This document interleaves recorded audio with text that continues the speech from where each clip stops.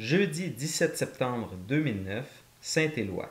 Yvan Charette, coordonnateur de la Route des Attraits et des artistes artisans des Basques, nous présente l'événement. Bon, la route des attraits, là, il faut dire aussi qu'il y a des attraits à visiter. Il n'y a pas juste la route, là, il y a des attraits à voir. Il y a 14 attraits à voir sur le territoire, des attraits tout aussi intéressants.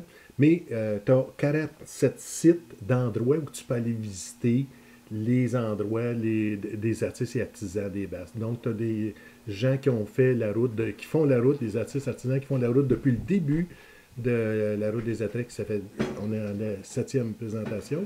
Et puis là, on a des artistes artisans, des nouveaux qui viennent se rejoindre et de beau calibre, des gens fort intéressants. Fait que là-dessus, on invite le monde à venir voir ça.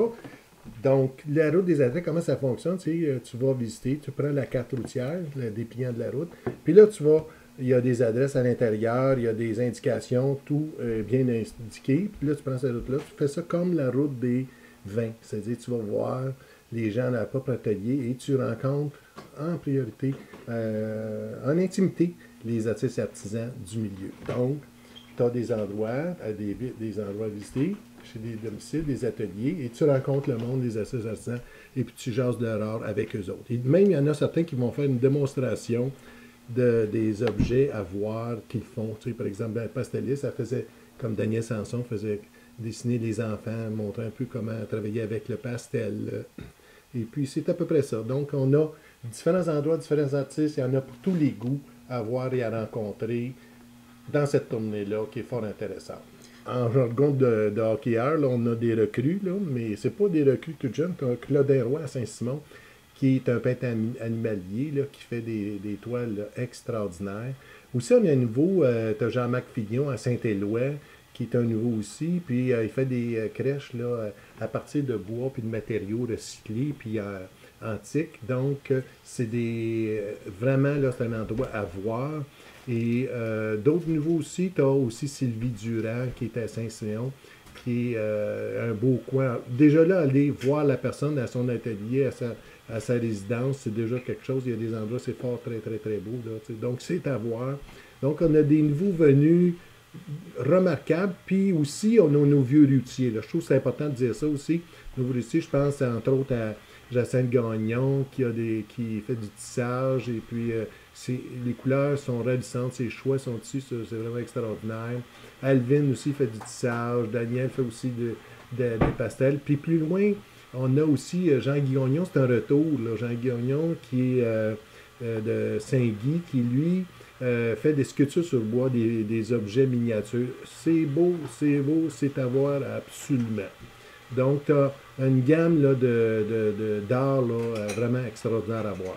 C'est une façon aussi de visiter toute la MRC des Basques pour les gens qui sont nouvellement arrivés ici. Oui, ça fait partie. Ouais. Ben oui. D'ailleurs, l'année passée, on avait au-delà de 30% des gens qui étaient de l'extérieur. Il y a des gens qui viennent de Montréal, des gens qui viennent de Québec. Il y en a qui restent à leur chalet plus longtemps pour faire la route.